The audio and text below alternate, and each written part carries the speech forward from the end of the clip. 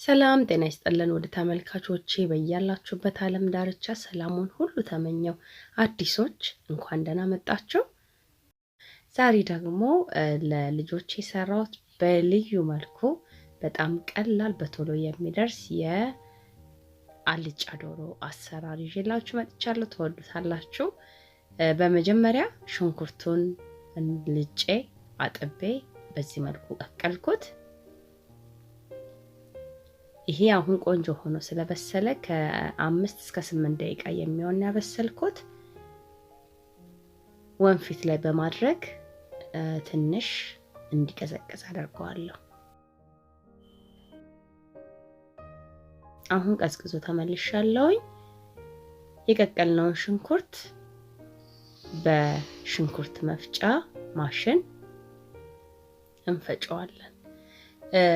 ማሽኑ በጣም ፈጣን ካልሆነ ኃይል ከሌለው ሽንኩርቱን ገርደፍ አድርገን መቀቀል እንችላለን ቶሎ ለፍጥነት። በዚህ መልኩ እንደዚህ ፈጭቼው ተመልሼ መጥቻለሁ። አሁን የቀረውን ፈጭቼ እዚህ ጋር ባዶ ድስት ጥጃለሁ። በባዶ ነው የጣድኩት፣ ዘይት አልጨመርኩም። ይሄንን በደንብ አድርጌ አቁላለዋለሁ። እንደነገርኳችሁ በልዩ መልኩ የተሰራ በጣም ቀላል እንዲሁም ደግሞ የሚጣፍጥ የዶሮ አሰራር ነው የምንሰራው። መጀመሪያ የራሱ ውሃ ስላለው ቀስ እያልኩኝ በውሃው እሳቱን ቀንሼ አበስለዋለሁ። በደንብ አድርጌ አቁላለዋለሁ።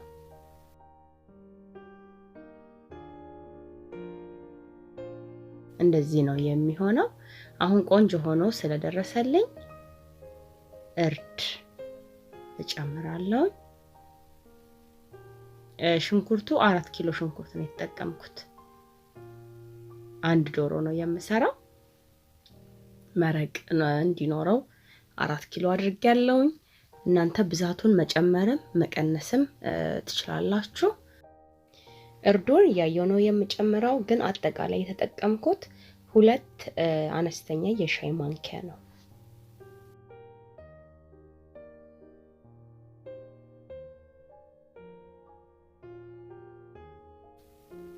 ይሄንን ደግሞ ዝቅተኛ እሳት መጠን ላይ አድርጌ አቁላለዋለሁ።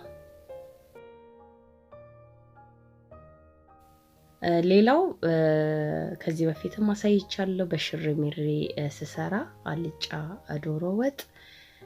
ይሄንን በዶሮ ወጥ ብቻ አይደለም ማንኛውም አልጫ ስንሰራ ይሄንን ቴክኒክ የምንጠቀም ከሆነ በጣም የሚያምር ቆንጆ ከለር ነው መጨረሻ ላይ የሚሰጠን።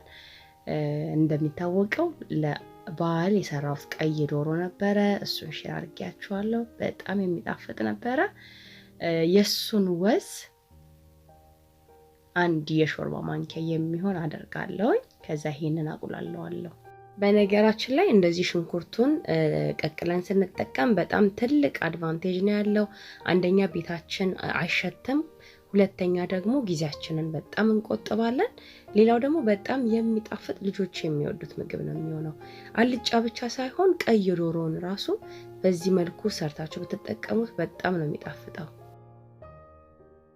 3 የሾርባ ማንኪያ ነጭ ሽንኩርትና ዝንጅብል በደንብ አድርጌ ያቀላቅለዋለሁ። ይሄንን የተወሰነ አቁላልቼው ተመልሰን እንገናኛለን። እዚህ ጋር ቲማቲም 3 ቲማቲም ፍሬውን አውጥቼ ቀቅዬ ፍሬውን አውጥቼ የፈጨሁት ቲማቲም ነው። አሰራሩን ቀይ ዶሮ ወጥ የሰራሁት ላይ ሙሉውን አዘገጃጀት አሳይቻችኋለሁ። ያላያችሁት ካላችሁ ደግሞ ገብታችሁ እንድታዩ ስል ግብዣዬ ነው። ለ4 ኪሎ ሽንኩርት 3 ፍሬ ቲማቲም ነው የተጠቀምኩት። ይሄ አሁን ቆንጆ ሆኖ እየደረሰልኝ ነው። የመጀመሪያውን ቂቤ ጨምራለሁ። ዛሬ እንግዲህ በቂቤ ነው አሽተን የምንሰራው። ብዙም ሳላበዛ አልጫ እንደሚታወቀው ብዙ አለ እንትን አይፈልግም፣ ቅባትነት አይፈልግም። ይሄን ቆንጆ አድርጌ አቁላለዋለሁ።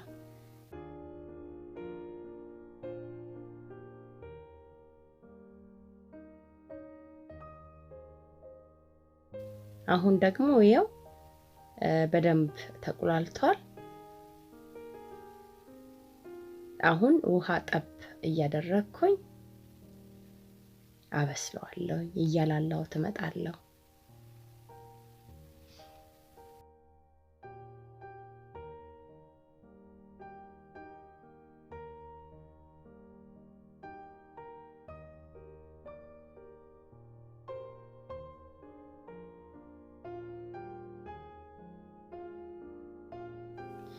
እንደዚህ ውሃ ጠብ ጠብ ያረኩኝ በደንብ አብስዬ ተመልሰን እንገናኛለን አሁን ይሄው እንደዚህ ቆንጆ ሆኖ ደርሶልኛል ዶሮውን አዘጋጃለሁ ያው እንደሚታወቀው ዶሮውን ጠብሼ ነው የምከተው ቆረጥ አርጌ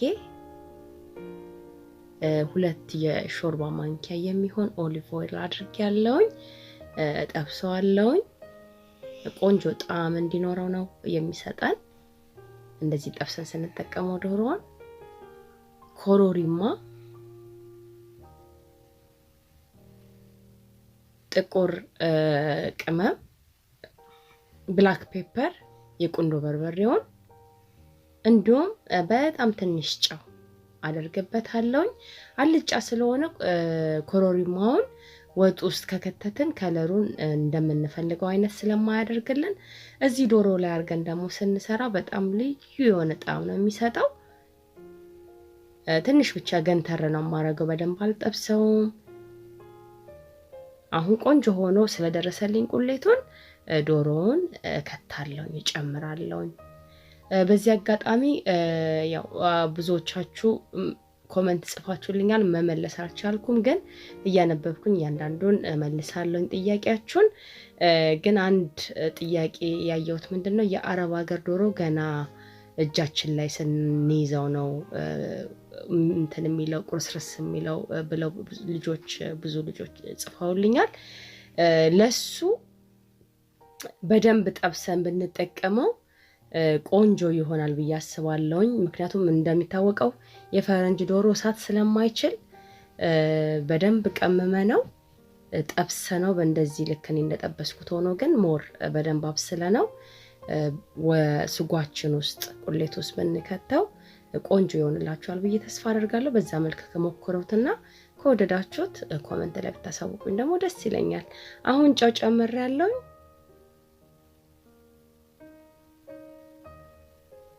ቅጥነቱም ሁሉም ነገር በጣም ቆንጆ ነው ይሄንን ከድኜ አበስለዋለሁ ቀስ ብዬ አሁን ስጋው ግማሽ ለግማሽ በስሎልኛል አንድ የሻይ ማንኪያ የሚሆን መከለሻ ቅመም እጨምራለሁ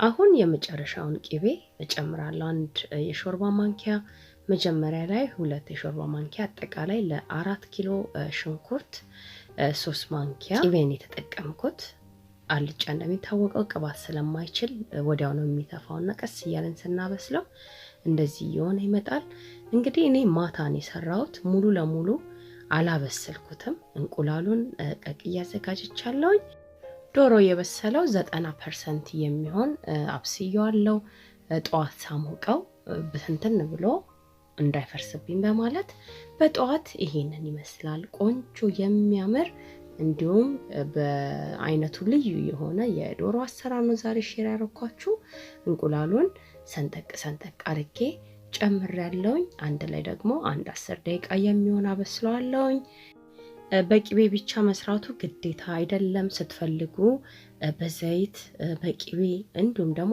በዘይት ብቻ ሰርታችሁ መጠቀም የምትችሉት የዶሮ አሰራር ነው እንደምትወዱ ተስፋ አደርጋለሁ አሁን ቆንጆ ሆኖ ስለደረሰልኝ ቃሪያ ሰንጠቅ አርጌ ያዘጋጀሁት ፍሬውን አውጥቼ እሱን እጨምራለሁ እሳቱን አጠፋለሁ ለዛሬ የነበረኝ ቪዲዮ ይሄንን ይመስል ነበር ትንሽም ቢሆን ያግዛችኋል ተወዱታላችሁ ብዬ ተስፋ አደርጋለሁ ላይክ ማድረጋችሁን አትርሱ እንዲሁም ደግሞ ከወደዳችሁት ሼር እያደረጋችሁ ሌሎች ሰዎች ጋር እንዲደርስ ብታደርጉልኝ መልካም ምኞቴ ነው ለዛሬ እዚህ ጋር አበቃ በሌላ በአዲስ ቪዲዮ እስከምንገናኝ በእያላችሁበት ዓለም ዳርቻ ሰላሙን ሁሉ ተመኘው መልካም ቀን